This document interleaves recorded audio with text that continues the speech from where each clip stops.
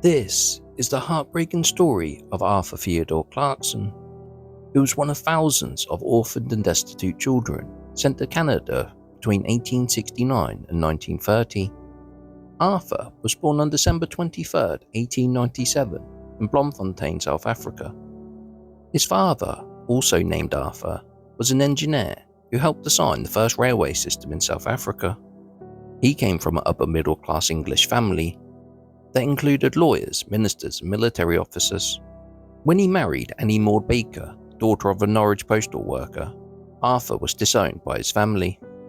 In 1907, Arthur Sr. contracted malaria and died.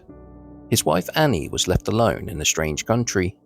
She returned to England in a fragile emotional state. 9-year-old Arthur became responsible for the well-being of his mother and younger brother. Back in England, Arthur often left school to check on his mother. His poor record of attendance caused school authorities to label him as incorrigible. Arthur was sent to a reform school. From there, he went to one of Dr. Barnardo's homes for children in Surrey. It is unknown if his mother signed a release for him to be sent to Canada. On the 25th of February 1909, 11-year-old Arthur boarded the SS Dominion and sailed for Canada. In September of the same year, he was placed with a farmer, David Flaherty, of Tilbury, Ontario. He slept in a barn, with an opening that allowed snow to blow onto him while he slept. Arthur's feet froze. He couldn't get his boots on, so Flaherty gave him a pair of his, several sizes too large. The oversized boots chafed his feet raw. This was an account given to his family by Arthur himself. But newspaper reports of the actual abuse suffered by Arthur painted a much worse picture, and these were reported in the newspaper in 1911. It said, with his feet so badly frozen that both may have to be amputated, his back covered with blue and red welts. A young immigrant boy working for a farmer of Tilbury East was brought here by Inspector Kinder. Charges of cruelty to the child would be laid against the farmer.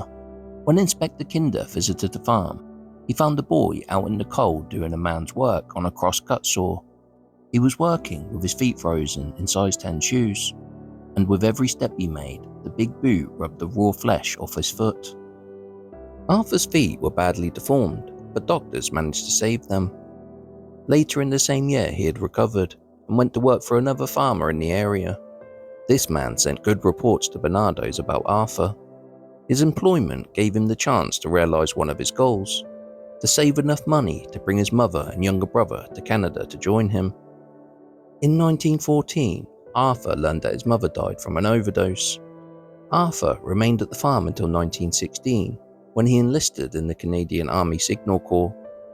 He served 10 months in the trenches in France before getting sick with appendicitis. After emergency surgery on the battlefield without anesthesia, he travelled to England. A few months later, the army sent Arthur back to Canada. Before Arthur left for the war, he had met Lily Ivy Agnes Wood, also a British home child. After returning to Canada, Arthur proposed to Lily, and they were married on March 7, 1919, at Sydenham United Church in Kingston. He was hired to work at the power facility in Kingston Mills. When Arthur heard the Ford Motor Company in Detroit was paying $5 a day, he moved his young family to the USA. He bought a small house, and by now they had 4 children. Immediately, he began building a much larger house on the property. It was completed just in time for the birth of their 5th child. As the world descended into a major depression, another child came along.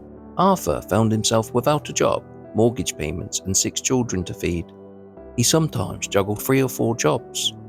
By the time their 7th and youngest child came along in 1941, Arthur had a secure job at Detroit Edison Company as an electrician. He remained there until 1963, when a heart attack forced him to retire. He kept himself busy with amateur radio, gardening, and socializing with his many friends. He passed away in September 1973, a few months shy of his 75th birthday. So rest in peace, Arthur. You will be remembered.